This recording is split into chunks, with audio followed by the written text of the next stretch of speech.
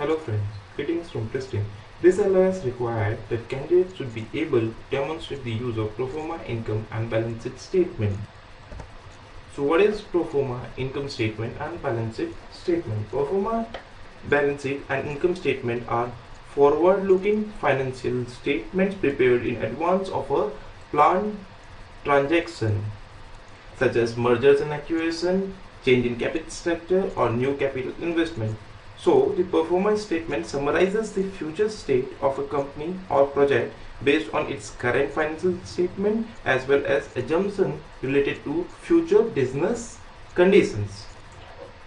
There are mainly 6 steps in creating pro forma financial statement. Step 1 is estimate relation between sales and sales driven income statement and balance sheet line item. That is preparing pro forma income or balance sheet statement, and analyst needs to start with assumption about a variable that brings overall change in balance sheet and income statement item, and one such variable is sales. So an analyst will look at relation between sales and the changes sales will bring in income statement and balance sheet line item.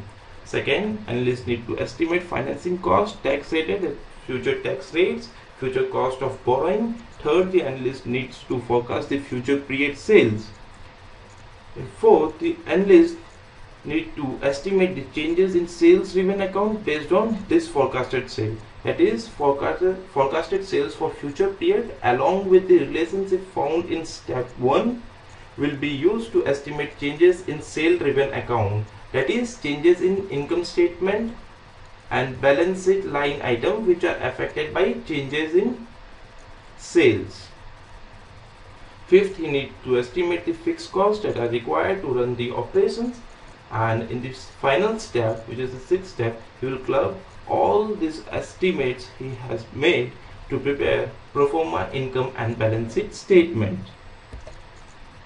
So let's quickly look at a pro forma income statement and we'll look at pro forma balance sheet. So to solve this example, assume that sales will grow by 5%. So this growth in sales rate of 5% can be calculated using average compounded growth rate, or a more complex method can be used like regression analysis or Monte Carlo simulation. Using this complex method, an analyst can take into consideration seasonality in sales, economic conditions, stages of business cycle, specific firm and industry related issues to forecast this growth rate in sales. So coming to our example, sales, actual sale of 2011 is 1000.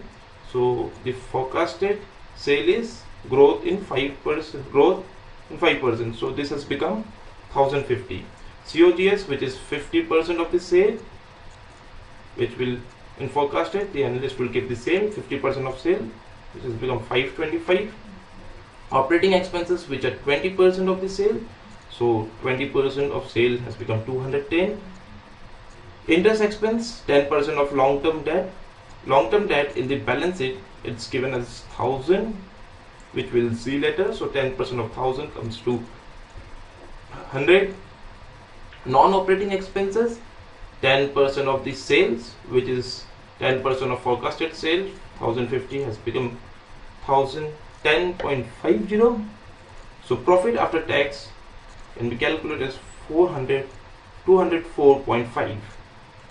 Taxes at the rate of 30%, 61.35. So PAT, profit after tax, is 143.15. So company pay 40% dividend to its equity shareholders, which comes to 57.26. So our retained earning, which is a balance sheet item, is 85.89. So let's look at the pro forma balance sheet statement. Before going in detail, remember that in income statement actual sales were given as 1000 and the forecasted sale, that is growth in this sale of 5%, was 1050, and return earnings were 85.89. So coming to the balance sheet, the current asset, which is the 400, that is 40% of your actual sales. So here in forecasted also will give 40% of your forecasted sales, which comes to 420. Non-current assets, same percentage of sales, which has become 1260. So your total asset has become 1680. Liability and equity, current liability 20% of sales. So here 20% has become 210 of this sale figure. Long-term loan has kept constant, 1000. Common equity has also been kept constant, as 200.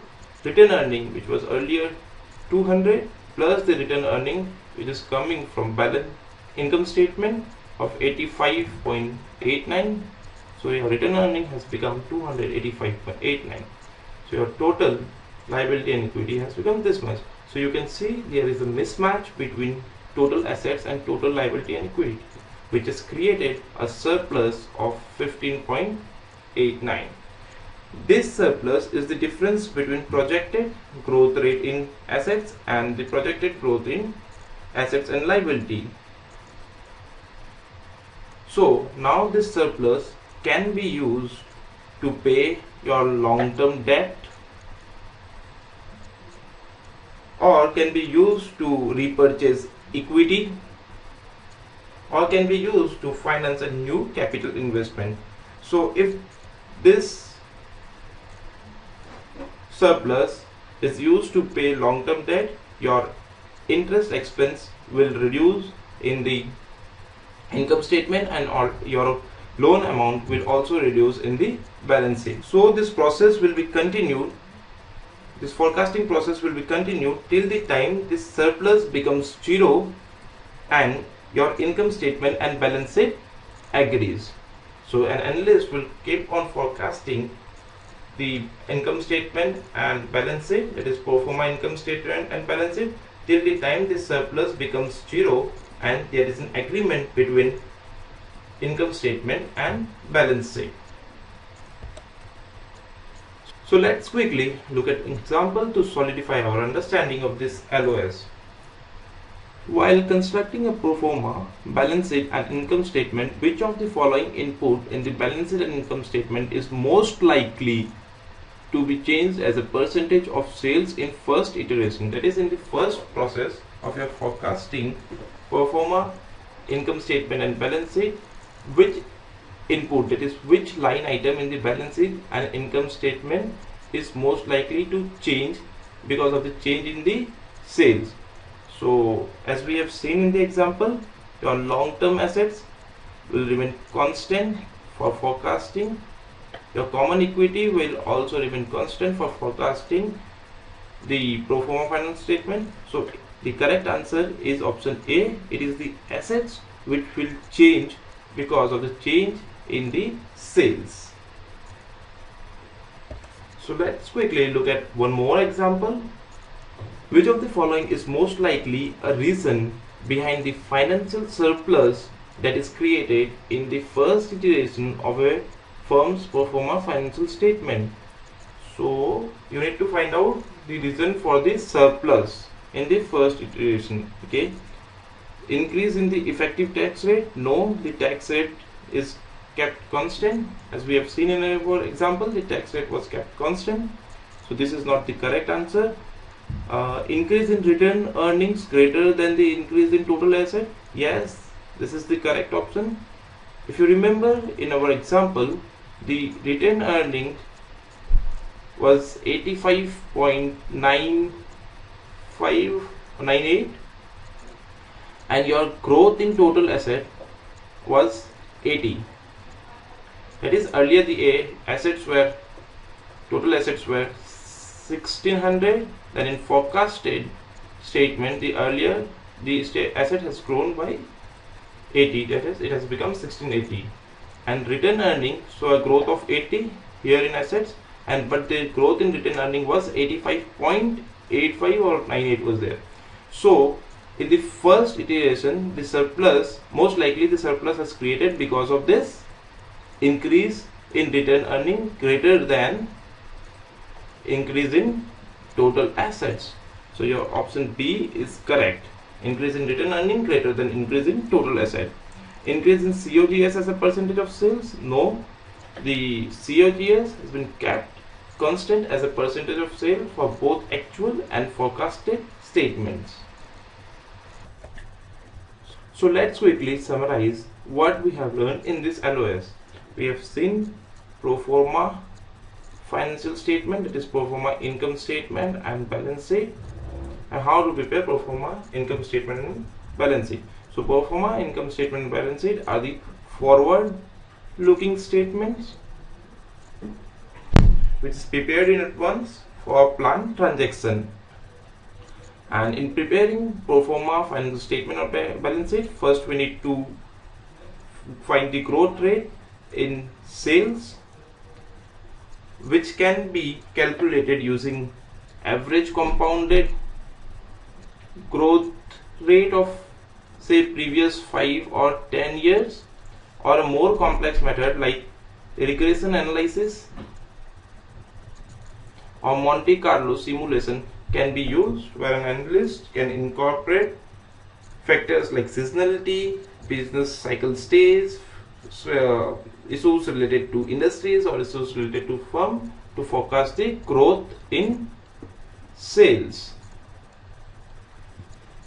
So while forecasting pro forma financial statement and income statement and balance sheet, most likely a surplus will be created, and this surplus is created because of the difference between projected growth rate in assets and liabilities and equity,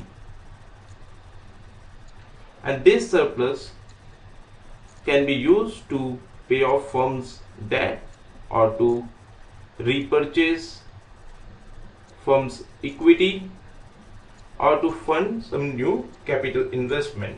If this is used to purchase debt, it will reduce the interest expense in the P&L, that is income statement. Also, your debt, carrying amount of debt in the balance sheet will be reduced, and analyst will continue the process of forecasting pro forma income statement and balance sheet till this surplus becomes zero and the income statement and balance sheet agrees. That's all from me. Thank you.